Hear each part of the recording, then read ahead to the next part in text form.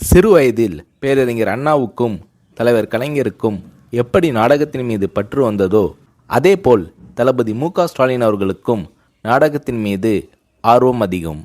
அவர் வளர்ந்த சூழ்நிலை அரசியல்வாதிகளின் கருத்துக்கள் உலா வந்த காலம்.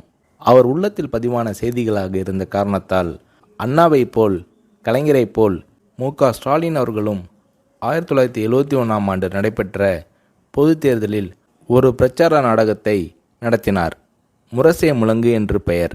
நாடகத்தில் தலைவர் கலைஞர் வேடத்தை தளபதி அவர்கள் ஏற்று நடித்தார். நாடகத்திற்கு எம்ஜிஆர் அவர்கள் தலைமை தாங்கினார். நாடகத்தை இறுதி வரை தரையில் அமர்ந்து பார்த்துவிட்டு தளபதி மு.க.ஸ்டாலின் அவர்களை வெகுவாக பாராட்டினார் எம்ஜிஆர். தளபதி மு.க.ஸ்டாலின் அவர்கள் அந்த இளம் வயதிலேயே எம்ஜிஆர் அவர்களிடம் எவ்வளவு நெருக்கமும் உரிமையும் பெற்று வளர்ந்தார் என்பதற்கு முரசே முழங்கு நாடக அரங்கேற்றமே ஒரு உதாரணமாகும். அது மட்டுமல்ல, எம்ஜிஆர் அவர்கள் படம் வெளியாகும்போது முதல் காட்சியிலேயே எம்ஜிஆர் அவர்களின் திரைப்படத்தை தியேட்டரில் மு.க.ஸ்டாலின் அவர்கள் பார்த்து விடுவார்.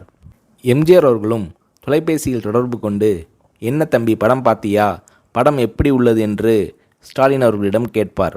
மு.க.ஸ்டாலின் அவர்களும் தான் ரசித்த காட்சிகளை சொல்வார்.